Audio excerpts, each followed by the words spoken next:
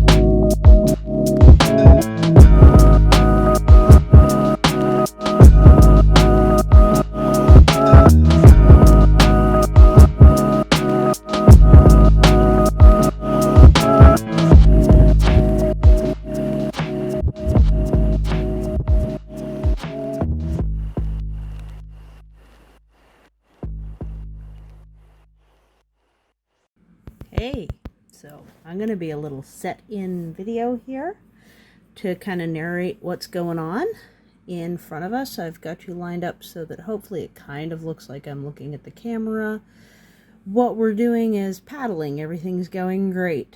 Paddling, beautiful day. You really can't beat a day like this. It's gorgeous. And the water was nice, and it was like 80 degrees, and the water was 60, 62. Really, really nice. And at this moment, everything's going great.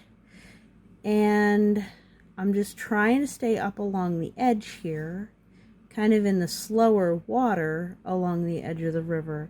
I get closer to the edge, and right about there, I start to go, ugh, this is nasty stuff. And you can see from the splash, things are starting to go bad. Here is, I'm going to slow it down, the first moment that the bow of the boat goes completely underwater. You saw that splash? That's what that was. Now, it's going to pick up speed a little bit again. I am full force paddling with all my might with a really good paddle and good technique, and barely making progress at all against the shore there.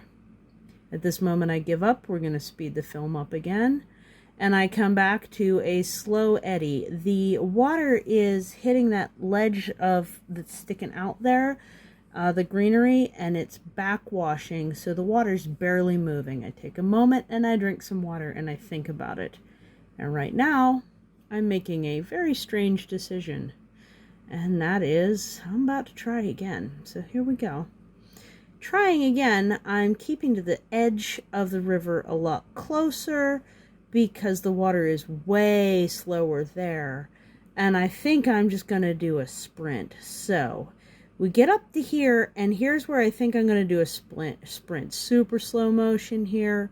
My bow goes underwater a couple times. The camera's a little high. and then that catches it, and whoop, here we go. We're going upside down and in.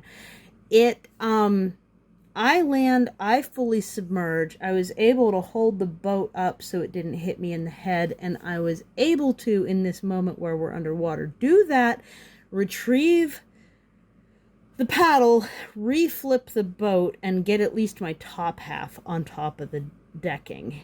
You can see my things floating away before I fully speed up, and I give up on those. That's fine. And I am kicking with all my might off the side of this boat. I'm kicking like I'm swimming to get the boat back into this slow water on the shore. And I hit this super slow side eddy. And I'm trying to reach and use the paddle and get the boat into an area where it's shallow, because right there where the water is eddying, it's actually too deep. I can't reach the ground. So I'm trying to get into this shallower spot just past it. And now I'm fussing with the paddle here, and I'm kicking and I'm pulling on the branches, just trying to get just a little bit further. It's wild how it's super fast out there.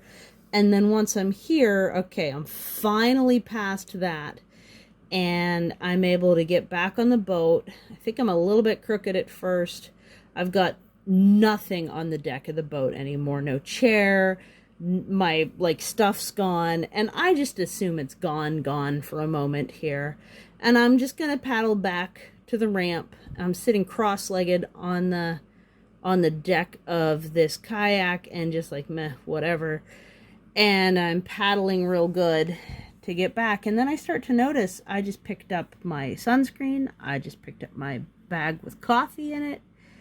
I see then a little in the distance, I see my chair. There that is. And then I'm going to turn around, and I didn't want to litter and leave my water bottle in there. So I'm going back and getting my water bottle. There we go. That's all done. And now, yeah, that was my entire trip. You're going to see that it actually stops pretty suddenly once I get back, because there were a couple gentlemen that I don't feel had the cognitive ability to consent to be on camera that came down when I thought I'd finish, and we're going to cut to me finishing in the car, kind of full of adrenaline real soon. So, there's your explanation. And me crawling out. It's the third time hitting play. I don't know what to say. And I'm saying really awkward things, probably because I still got adrenaline in my system. But Origami Paddler and rapids of any sort, which I didn't even realize how much those rapids were. It wasn't working. You noticed that. We've tried that corridor at high water before. It's really slow when it's low water, except for a couple little places. But I had forgotten how fast the fast water is up in that particular pool. And then it started raining on the way home. I was actually going to go straight to the Millville put. I guess we'll do that a different day. I don't know. And I'm home now. So I'm kind of thinking I do want to clean out my regular kayak, because it is much better at handling any adverse water at all. I still don't have a roof rack, but I have done blanket and straps through the door wells on cars before, and it's really good. It's a great way for transporting boats. I've done it for miles. So what happened was the entire front end of the boat was kind of underwater, partly because the chair was naturally farther up on that boat, and my weight has the front end of the boat underwater. Ain't light, so it's okay. I'm allowed to be not light. But yeah, so because that creek was exiting right there, it lipped up. It pushed it down, and then I don't know if I tilted or if it just pushed the boat and dunked me. Would have been really interesting if you had been pointed towards me. One of these times I'll paddle with you pointed towards me. I was going to go do that for this closing. Hey, it stopped raining. Maybe I still will. But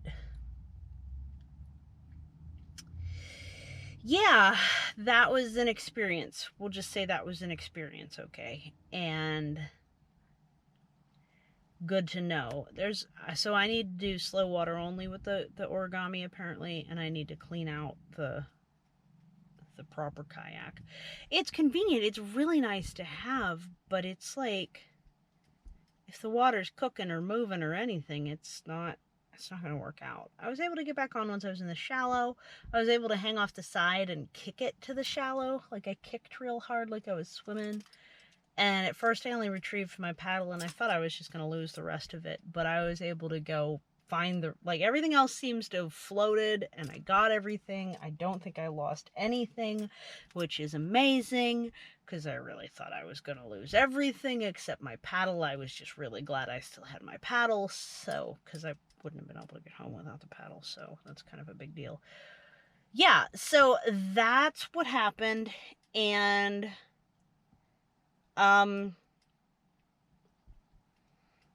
I guess that's like the new boat learning curve, because I dunked myself with the new boat when I was 16 as well. Less well planned for, because I didn't realize how cold the water was going to be when I was 16 and really was in a bit of danger, except there were other people. And it was a side wind, but yeah, so there's limitations to all boats, and origami, the limitation is kind of difficult for somebody who lives near a river. It's not good for water that's moving.